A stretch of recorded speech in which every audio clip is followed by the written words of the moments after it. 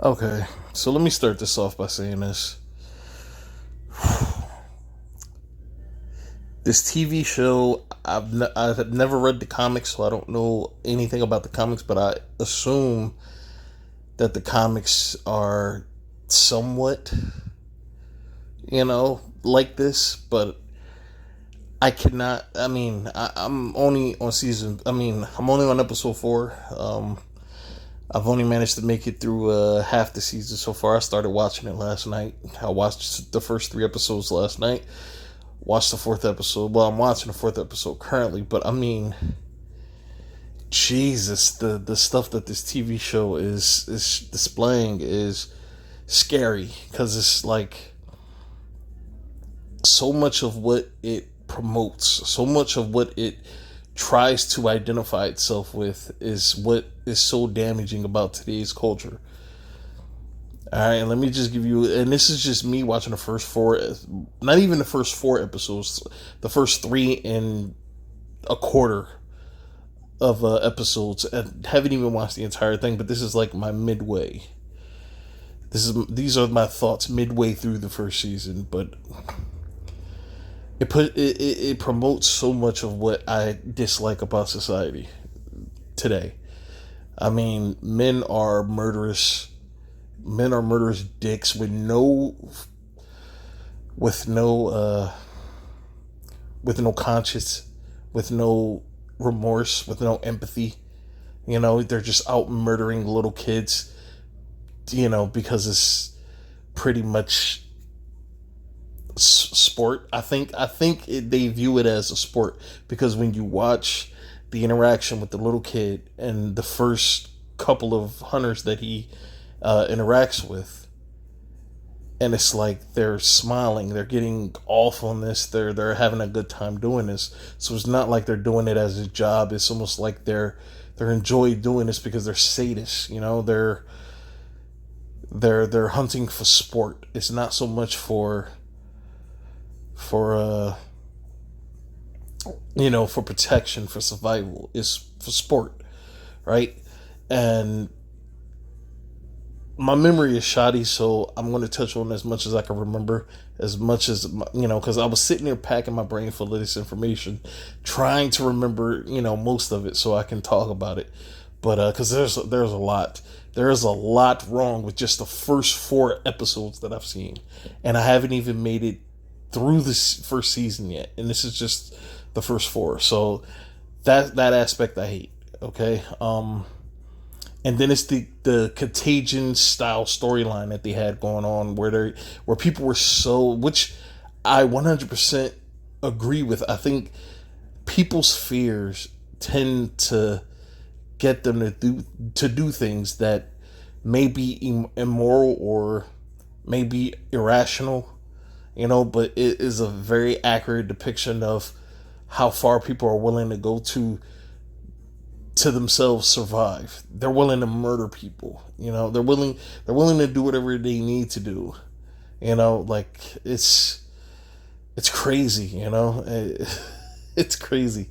And let me think of some other things. So all right, so episode four was like the worst with pushing this shit.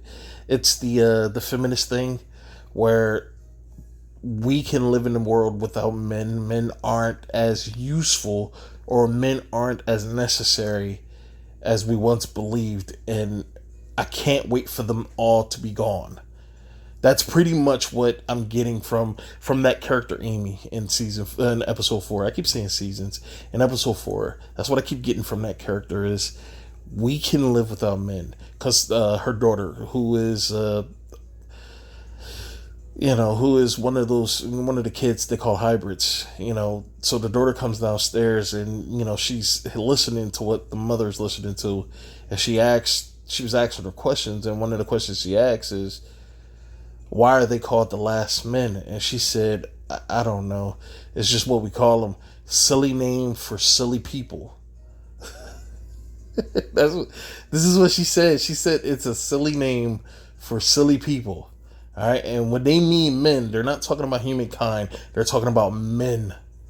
They are talking about men because all of the hunters, all of the soldiers in the TV show so far are men. Everyone that you see are men. I've yet to see a female hunter out there murdering little kids. I have yet to see it. Right? And so she said that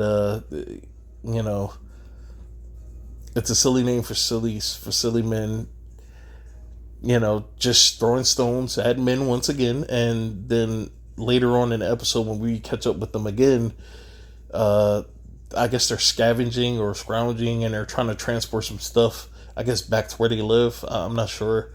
But the little girl said, I can't wait for them to be gone. And the mom said, me either. This show is killing me right now. Because I promised somebody I was going to watch it. I was going to check it out, and then we were going to talk about it after I'm done watching it. I'm finding it very hard to get through this, because I feel like I want to pull my hair out just watching it, right? So, another thing is one of the storylines that they have in this is when I had to just shut it off for a little bit and take a break, is when they depicted the world. Like, there's different worlds inside of the TV show. Like, there are people that still trying to live that suburban, regular life with the with the Indian family and all their neighbors, where they just completely murdered a guy because they're afraid, right? So they you have the suburban life that people are trying to live, and then you have the more apocalyptic life that some people are trying to live, where you had the people in the sporting goods store, I think, where they are just hunkering down. They're trying to survive as long as they can. They're trying to live in peace, right? And then you have the soldiers. I think that they're I don't know if it's like some kind of one world government or some shit, where it's like they're just everywhere, and it's just they're all a part of this one militaristic like organization or community, and they're just out, because it seems like they're scrounging up supplies. And I think maybe I heard something about them being started by the U.S. government. I'm not sure, to be honest. I mean, unless it's about the little kid and the big dude Jep, I'm not even really paying attention to most of it. I'm trying to, but it's hard.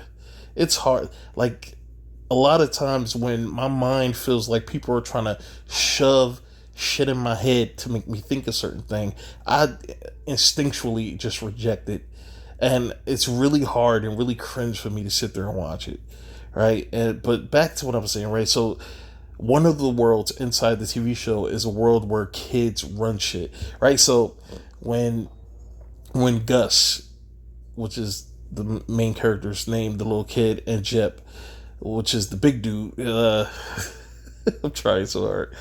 So when Gus and Jep got caught, they got caught by the soldiers because apparently Jep is, I don't know what the meds are for. I'm hoping that is because he has some kind of ailment and he needs the pills to keep going. I hope he's not a junkie. I hope they're not trying to depict the one black guy that we actually see in the TV show as a fucking junkie. I'm hoping.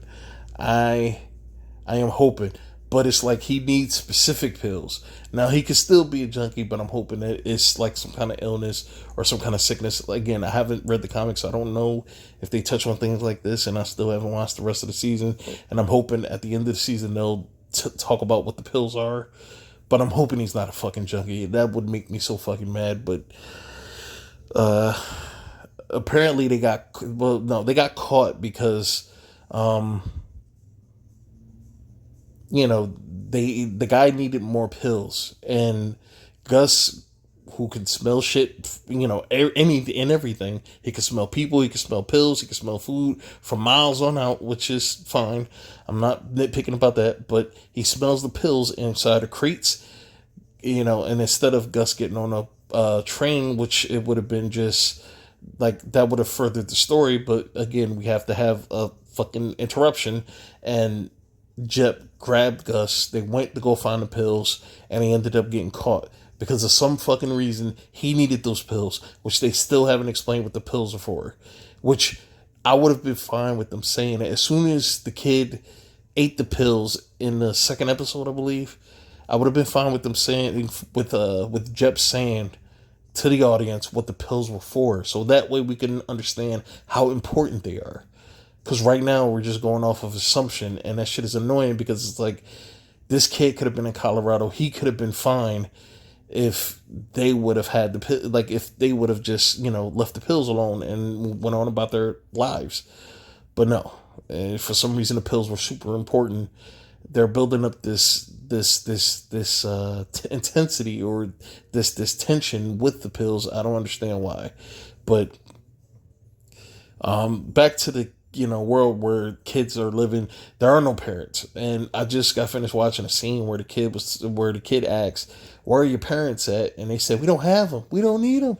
We pretty much don't need them. We eat all the candy we want. We get unhealthy. We do whatever we want to do. We don't need parents to tell us what to do." And he was like, this one kid asked him, "Do you want some candy?" And he was like, "I used to eat, my bad. I used to eat syrup, but my father said that it's unhealthy and it rots your teeth." Well, he said it rots your teeth. And the kid smiled with just cavities out the ass. It was cringy and hilarious how much he cheesed after hearing that. And he tried to give him some candy, and I'm like, this shit, when kids watch this, because it has, like, the parts with the children, it has a very Nickelodeon-esque, Disney-esque style of production. Whereas, very bouncy pop music playing, it's a very upbeat, tone as far as the scene goes, where they're showing you how fun it is to be a kid in a world without parents, where you don't need parents. And what it's going to teach these little kids is that you don't need to listen to your parents. You got all the answers inside of you. You don't need to listen to your mom and dad when they tell you the right things to do and the wrong things not to do. You don't need to listen to that shit. You can do these things on your own. And another problem I had, now look, I have no problem with strong female characters. I have no problem with it, right?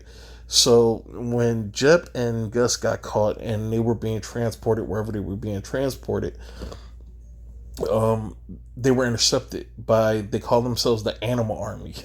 It's a bunch of little kids in costumes, right? And they're going up against these soldiers with guns. Now, do the Animal Army have guns? No, they got fucking knives and arrows. Now, when they were shooting the arrows at the guys, that's more believable of an attack by children than two girls walking up to grown-ass men with knives and cutting them down without so much of a fucking fight at all. And I can understand if they're proficient with knives. I can understand it. I can get behind that. I can get behind it. It's pretty cool, right? But what do you see like a minute or two later in the scene, once they get the chains off the kid and whatever? They got guns. Like, they picked up the guns they killed the guys for. They killed the guys and they picked up their guns. Like, what the... I don't understand. Like, if your knives were good enough for you to to take down 3 men with guns already, why would you need their guns going forward? Like, I don't understand it. They would have been better off just giving the kids guns initially and just having them shoot them. I would have felt better with that, because then they could have, like, if their guns wasn't as good enough, they could have just traded up. Like, it happens, right? So, or just keep the knives. Just keep them. Like, just keep the spears, keep the bow and arrows. Like, just keep the shit. It's inconsistent and it makes no sense, and it's just really, it's really unbelievable in a very, I don't believe this way, a very contentious way. And I don't know, man. Like, this show is really, it's really hard on me. I thought I was going to like it. I saw the preview of it. I saw, the guy from Game of Thrones. That's where I recognized him from. And I can easily get behind characters in TV shows when I do recognize the characters, like the people playing the characters from other things that I liked. And so far, the only character in this thing that I could say, and you know what, that's not true. The 2 main characters, the one you're seeing on screen, Gus and Jep, those 2 guys, I like them. It doesn't really feel like their characters are portraying a certain role. What it is it feels like Gus is an actual kid who doesn't know anything. He doesn't magically know how to do things without any explanation or anything like that. Now, the one thing that I can say that he was able to do without explanation was build them fucking weird ass wooden people and wooden animals, and the stuff that he ended up burning at the, at some point in episode 1 or 2 or whatever. Like, he built these weird these weird statuesque people out of wood. It was very creepy, but he was able to do that. I don't know. That was the only thing so far this kid was able to do that you go, okay, I I can't see this kid learning this on his own, but then there's no explanation on how he knows how to do this, but okay. But so so far those two characters are the most balanced, you know. And I feel like I understand what their story arcs are going to be so far, and I can get behind that. This is something, when I watch Game of Thrones pushed so many different agendas, it was ridiculous. But the writing on the show was solid. As far as I'm concerned, the series ends after Jon dies. After Jon is dead at the end of season 6, the series is over for me. Everything else is extra bullshit. But seasons 1 through 6, I can get past all the messages. I could get past the Daenerys stuff because the writing was so strong, and the stories, it kind of made sense in a fantasy world. Like, it made sense. But this shit, man, I don't know, man. Like, so far, I'm really having a hard time finishing it, and it's cringy, man. It's cringy, and it's pushing so many different buttons, man. It's pushing so many different buttons. God, I just had to talk about this shit, man, because this thing is overt with the symbolism, and it's a shame, man. It's a shame, but that's it, man. I'm done. All right.